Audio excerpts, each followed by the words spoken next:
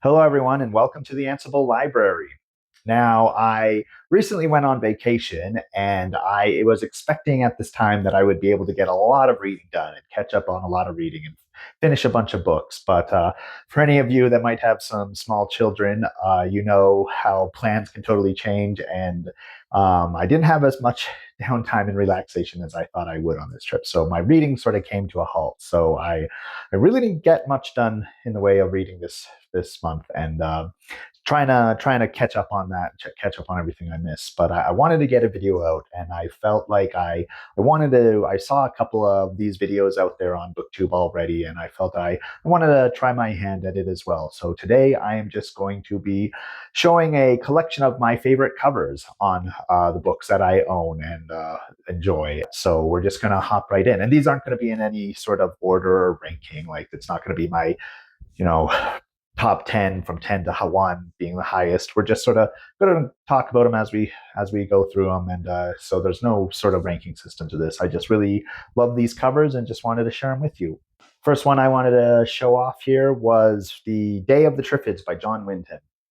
This cover art is by Richard Courtney, and I had a couple different versions of this book over time, and each time I found a better conditioned version or whatever, I would just replace it out. But I found this version of this cover art, and I just immediately loved it. And I immediately had to get it and sort of swap out with my other version that I had, because I just think this cover art is amazing and awesome and like fun to look at, and it just sets the tone of what the story is right off the bat. And I just thought gave it this great sort of horror flair to this classic story. Next up, I have James Blish's The Day After Judgment. The cover art is by Wayne Barlow. And I always loved this style of these novels. The font on the cover, everything. I love the cover artwork of it. I wish I had Black Easter in this same sort of style. I don't, though, and I've always got my eyes out for it, but I just love sort of this demonic figure on the cover of this book. And it immediately sets the tone of what this book is about.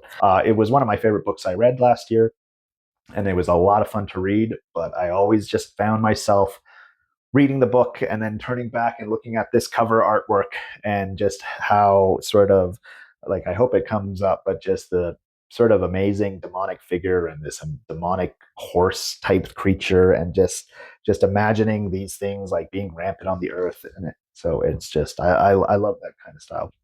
Next up is a book I haven't gotten around to reading yet. I've read a lot from this author already, but I haven't gotten to this book yet. But it's one of my all-time favorite covers that I have. I just think it's very striking. But it's The Dispossessed by Ursula K. Le Guin, cover art by Alex Ebel.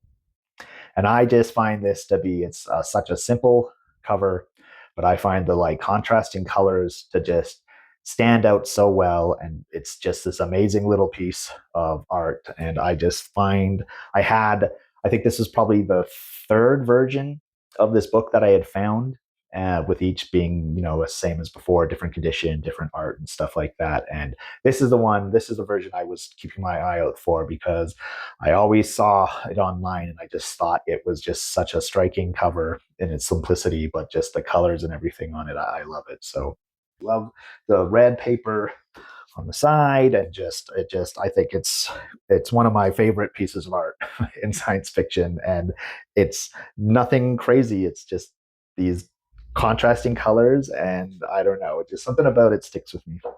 Next up is another book I really need to get around to reading, and it's another book that I have sort of replaced over time as I found better conditions and better covers and stuff like that. But this by far is my favorite of what I found so far, and it's Joe Haldeman's The Forever War. And this cover art is by Dorian Vallejo. And I just love sort of the almost weird steampunky almost type helmet on this sort of cool space guy, sunglasses, leather jacket. I just thought it was a really fun to look at, really fun cover, um, and just like it made me instantly. I already knew all the other covers I had of it were of like a soldier in the jungle, or things like that. Whereas this, it makes it seem like it's a weirder, more upbeat story. I know it's probably not from my understanding of it, but I just thought this sort of like aesthetic of this cover just gave it a different flair, gave it a different edge above the others. And so I really liked it. Next up, I have Ray Bradbury's Fahrenheit 451, cover art by Baron Storey, and I just love this sort of image of the firefighters, the firemen from the story burning these mountains of books, and just the chaos and the destruction that's happening in these covers. And it's been a really long time since I've read this. It was probably like 8 years ago or so, 7 years ago, maybe, yeah, that I read this book, and I really loved it at the time, and I really need to come revisit it. And I have to fit it into my reading of all this new stuff I haven't read before. But I always love just pulling this out and looking at this cover and just seeing sort of the destruction of literature on this cover, and just the fire and the temperature and the heat. And next up is another book I haven't read yet, but it's a book I got pretty recently, actually, in a blind book haul. Sort of, I got a big box of books and didn't know what was inside, and found it inside it. And I love the cover of it, but it is "The Star's My Destination" by Alfred Bester, with cover art by Ken Kelly.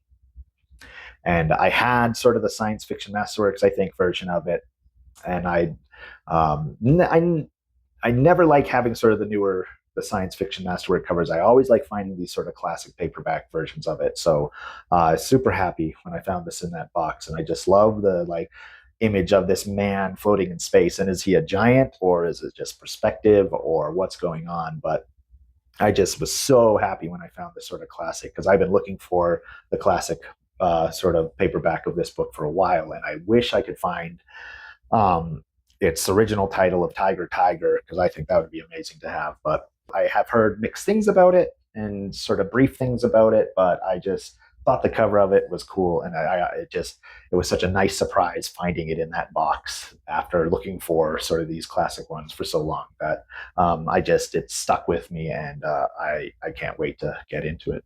Next up, I have Titan by John Varley, cover art by Ron Wolotsky. This was one of my favorite books from a couple of years ago.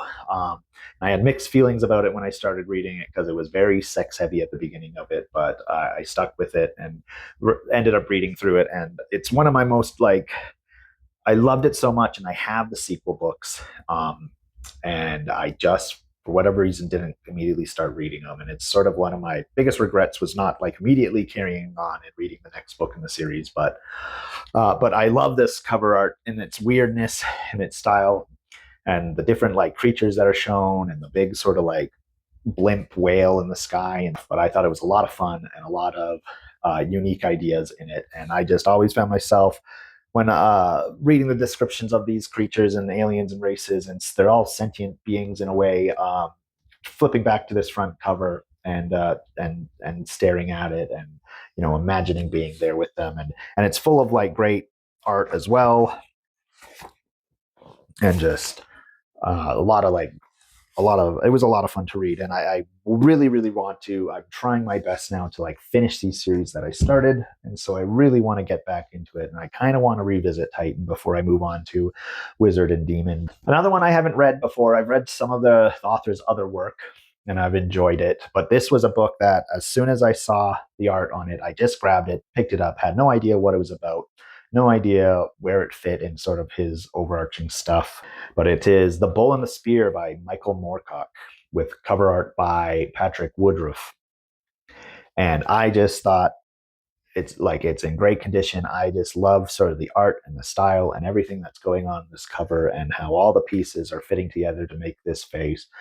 And I had no clue what it was, but I picked it up because I just loved looking at it, and I love um, bringing it out. And now I do know it is book 4 in a series. So I now have my eyes out for the rest of them in this series, because I don't know if it is fine to just jump in at book 4 here, or if I need to start from the beginning. But it sounds like sort of his retelling of a lot of Irish and Celtic folk tales and mythology and myths and stuff like that. And really enjoy learning about other like cultures and nations mythology. And so interested in seeing his sort of twist on things like that. And so I've got my eye open for the rest of the books in the series. But I love that artwork, and it was one of the like jumped off the shelf right away for me, and I didn't even question it.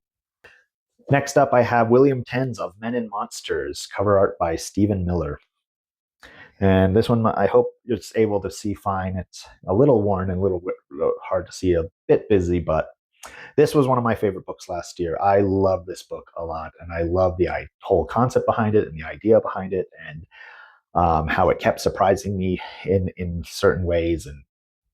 And I always, once again, found myself reading it, and I'd read it for a bit, and then I would just close the book and I would just look at the cover, and just sort of piecing together what I've been reading and how it works into this cover, and how these giant aliens are represented on this cover, and just it just I every time I would get something new from looking at this cover as the more I progressed into the book, and I just thought it was really unique and really standing out. And like I had my eyes open for this book for a while, just because I don't even remember how it got on my radar, but when I found this in this out of the way sort of random bookshop, I was so happy.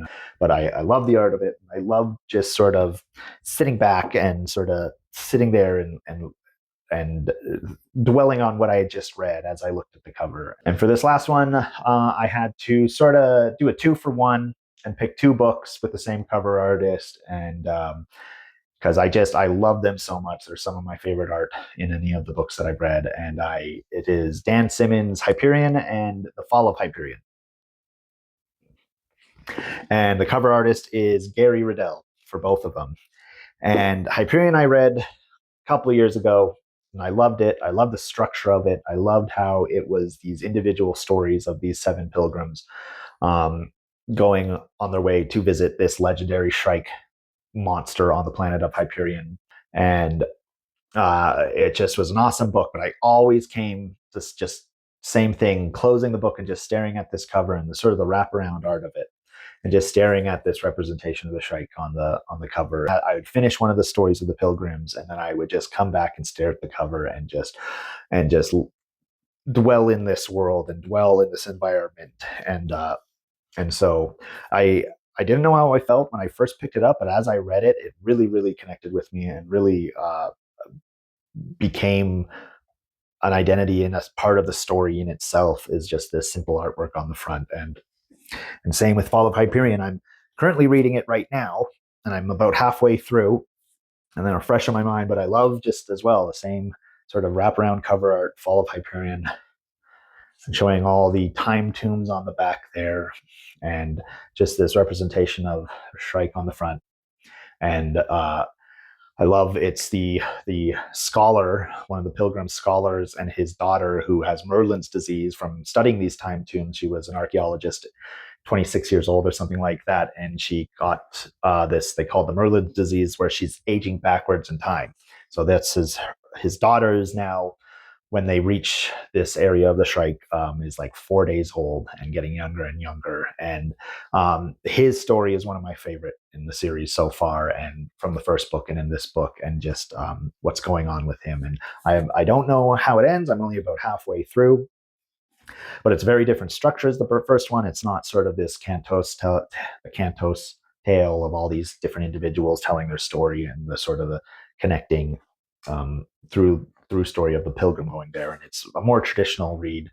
I just am always coming back and staring at this book, and I would read a chapter and come look at the time tombs on the back, and I'd read a chapter and I'd stare at the Shrike on the front, and it just sticks with me in a way that sort of other books art doesn't. So thanks for sitting with me as I just sort of share some of my thoughts and some of my favorite sort of cover arts from science fiction. And it was fun going through all my books and sort of looking at all the covers and seeing how I felt about them, and sort of picking out these 10 books to do this video on. And let me know your thoughts and opinions on some of my picks. Let me know some of your favorite science fiction artists, not just cover artists for these books. They have a lot of great art out there on all these books, but even just science fiction artists in general. So if you have any recommendations, I love sort of diving into those things. But please like, subscribe, share, and comment below on recommendations, or or other variations of these books that I've talked about that you think the covers are better, and why you feel that way. But thanks for stopping by, and I'll see you next time.